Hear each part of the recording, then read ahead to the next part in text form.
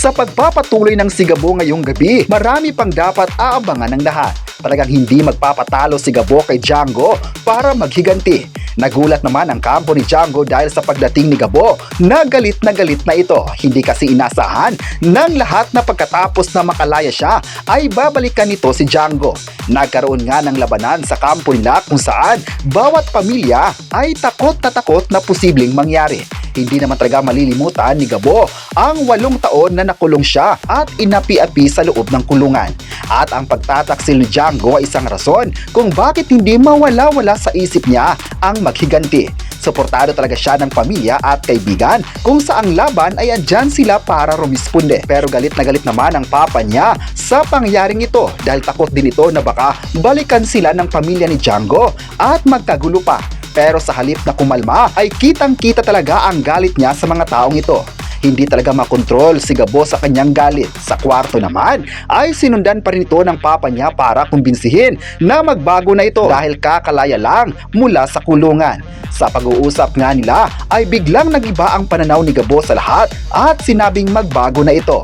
Nagsorry naman ito sa lahat na nagawa niya kay Django at sa lahat ng taong nadamay sa laban nila. Masaya naman ang pamilya ni Sam sa recognition na nakuha niya sa bus accident. Parang may maniligaw na si Sam na kasama niya sa trabaho. Ngayong gabi Huwebes, ang pagbabago ni Gabo ay siyang highlight dahil maghahanap na ito ng bagong trabaho para na rin makaiwas sa gulo. Masaya ang kanyang pamilya sa plano ni Gabo dahil first time nitong mangyari sa buhay niya. Mula pagkabata kasi ay puro basang ulo na ang nakita ng kanyang pamilya.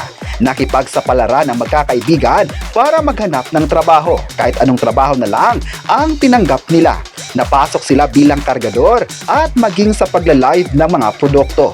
Sa una, masaya sila sa kanilang mga trabaho dahil malaking tulong ito sa pang-araw-araw nilang gastusin. Parang hindi talaga makontrol ni Gabo ang kanyang sarili dahil may isang customer na parang kinulit sila at hindi pinalagpas ni Gabo ito. Nabasag ang cellphone na gamit nila dahil sinuntok niya. Sa kabilang banda naman ay dumating na ang daddy ni Sam sa barangay, gininto ang lupa para tingnan ang lugar na nabili nila. Tama nga si Sam na hindi basta-basta makukuha ang lugar na ito dahil marami sa mga tao dito ang matatapang at hindi papayag na may kukuha sa lupain nila.